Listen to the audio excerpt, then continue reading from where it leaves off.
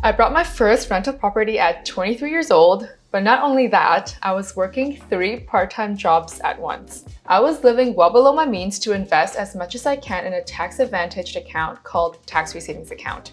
After selling all of my stocks in my TFSA to buy my first rental property, I've been focusing on building my core investments in my TFSA again. If you're new here, I'm Joyee Yang, currently a 27-year-old full-time investor and finance content creator.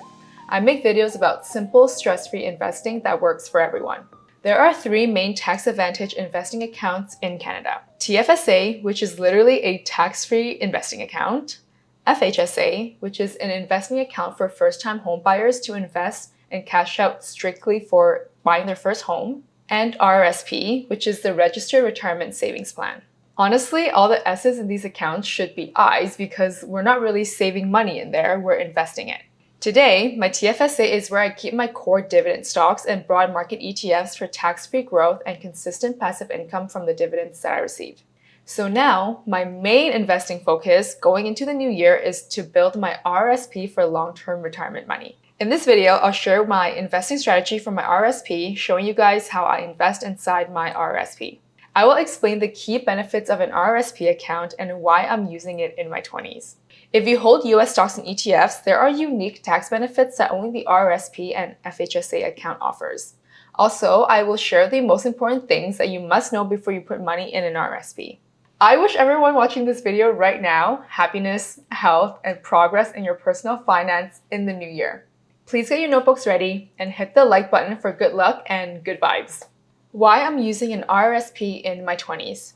For my beginners, I always recommend you start with the TFSA because it is the best and most straightforward tax-free investing account that everyone has in Canada. Then you can move on to either the FHSA or RRSP based on your financial goals. You can invest with your RRSP if you like the following benefits. There are 3 reasons why you may want to use the RRSP too. 1. Tax deduction. The RRSP gives us a tax deduction immediately. Every dollar I contribute to my RRSP account lowers my taxable income for this year. As long as you're a taxpayer, you can report how much you have deposited into your RRSP for the year, and it will reduce your taxable income. People get this confused a lot, and they don't really understand how a tax deduction works, so let me explain. Let's say your salary is $70,000 a year, and obviously your company has been taking money out of your paycheck for taxes, so that's already done for you. You're currently already paying taxes on $70,000. If you put money in your RRSP, say $5,000, that means the government sees that you've only made $65,000 this year. So they'll need to give you a tax refund because they've been taxing you as if you're making $70,000. Since you're only making $65,000 because you put $5,000 in an RRSP, they taxed you too much and should give you a tax return. Comment taxes if you understood that explanation. Number 2 is the deferred tax on capital gains. The second reason why I'm using my RRSP is the tax deferred benefit, and this is huge. Inside an RRSP, any dividends you earn, any interest, and any capital gains are not taxed while they're growing. That matters because every dollar that doesn't go to taxes stays invested. The more money stays in your account equals more shares, equals bigger dividends, equals more compounding over time. Instead of compounding on what's left after taxes, you're compounding on the full amount. You only pay tax when you eventually withdraw from your RRSP, typically in retirement when your income is lower and your tax rate is usually lower too. So I'm only contributing the cash that I do not need to use at all for the next 25 years or longer. The money in my RRSP is truly going to retirement savings. Plus, most importantly, I'm not just saving cash. I'm maximizing the benefits of an RRSP by buying and holding long-term bullish assets, including stocks and ETFs. Number 3 is no withholding tax on dividends from the US stocks and ETFs. For Canadian residents, usually when we receive dividends from a US stock or ETF that carries US stocks in it, we don't actually receive the full amount that we're supposed to receive according to the dividend yield percentage. This is because as taxpayers in Canada, 15% of the dividends are automatically deducted to help us pay something called the withholding tax on dividends. We don't need to pay the extra taxes ourselves, but we just always receive 15% less than what we thought we could have earned in dividends. But the RRSP and now the FHSA are the only accounts that offer this small benefit for Canadian investors to get US exposure without any withholding tax. This means the dividend stocks that you buy and hold in an RRSP account will pay you the exact amount of dividends that you are supposed to receive. It's not as significant when you're just starting out, but over time, as your investment grows, this could be a nice benefit, especially for those who are planning to live off their dividend income in retirement. If you are following my explanation so far, I have a quick question for you. How much money do you think you need to retire? For me, I like to have $2 million. But what about you? Let me know your thoughts in the comment section below. Now I'll show you exactly what I'm buying and holding inside my RRSP. What I'm buying and holding in my RRSP. I like to keep my investing simple and not invest like a beginner because it's been working well for me. So the plan for my RRSP is to buy and hold ETFs that have more room to grow. That means I'm willing to invest in emerging markets and lean more heavily on tech in this specific account. Keep in mind that I already have my slow and steady investments inside my TFSA, such as VFV, which is S&P 500 Index ETF. So for my RRSP, I will pick the ETFs with higher growth potential, which come with higher risk, but as I'm investing for retirement, the longer time horizon is going to offset the risk over time. So the first ETF that I'm keeping my eye on is ZEM, BMO's MSCI Emerging Markets Index Series Units ETF.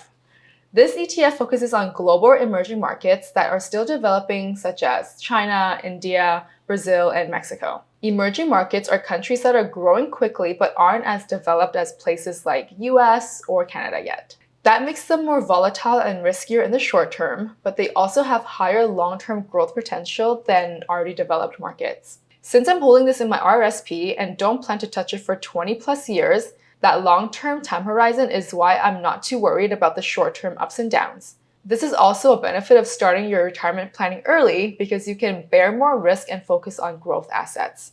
Another ETF that I'm buying and holding inside my RRSP is AIQ, Global X's Artificial Intelligence and Technology ETF. As I have mentioned in my previous videos, I believe in the growth of the entire AI industry, and our lifestyles will change because of AI.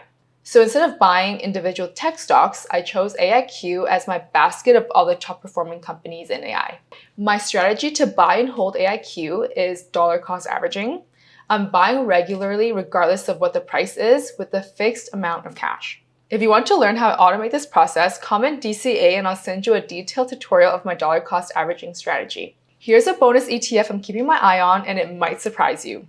People always assume that because I'm young, my RRSP should be 100% growth. No income, no cash flow, just growth ETFs. But today, I want to share why I'm adding HHIS, the Harvest High Income Shares ETF, to my RRSP and why this actually makes sense for me. So HHIS focuses on large established companies in the US like Reddit, Robinhood, Nvidia, Alphabet, Tesla, Palantir, Microsoft, Eli Lilly, etc. And it uses a covered call strategy to generate higher monthly income. So instead of relying on only price growth, part of the return comes from consistent cash flow. Now here's the important part. I'm holding this inside my RRSP. That means the monthly cash flow will be compounded for the next 20 years. I'm not chasing a high yield or trying to live off of that income today. I still have a very, very long time horizon. My RRSP already leans heavily toward long-term growth with global and US equity exposure, so adding HHIS gives me a different return stream. It also helps to smooth the volatility, provides monthly distributions that I can automatically reinvest, and adds exposure to boring cash-generating companies that tend to hold up better across different market cycles. And because this is long-term money, I'm not worried about short-term price movement. The goal here is smoother ride over decades, not trying to time the market or maximize returns in any single year. Also, one thing to be clear about, covered call ETFs can cap upside in really strong bull markets. So HHIS isn't replacing my growth ETFs, it's complementing them. I've always had dividend paying stocks in my portfolio and I'm definitely planning to have a small allocation in my RRSP. Must know rules before you contribute to your RRSP. If my explanation has been useful so far, make sure to give this video a like because it's my biggest source of motivation to keep making good tutorials for you guys. And it's a way for me to know that you're actually listening and learning. Finally, let me go over a few housekeeping items for my beginner investors. The most important rule of thumb for RSPs is to know your contribution room. The RSP contribution limit is basically the amount of money you are allowed to put into your RSP. You don't want to lose your tax benefits by over-contributing. I'm not a CPA or tax expert, but here's a summary of the must-know rules of the RSP. I always keep track of these things, and you should be responsible for your money too. Feel free to take a screenshot. 1. Check your RRSP contribution room in your CRA My account before you add money. That's the website that you use to file your taxes, or you can also consult a CPA. 2. Your new room is based on your earned income up to the annual limit. Unused room carries forward. 3. Contributions made in the first 60 days of the year can count for the previous tax year. 4. RSP withdrawals are taxable, so don't use this account for short-term goals. I recently did a podcast with Adrian, aka Canadian T-shirt, a very seasoned 7-figure investor who has a lot of actionable tips for how you can optimize the RSP, TFSA, and FHSA accounts. Click this video over here to learn for free.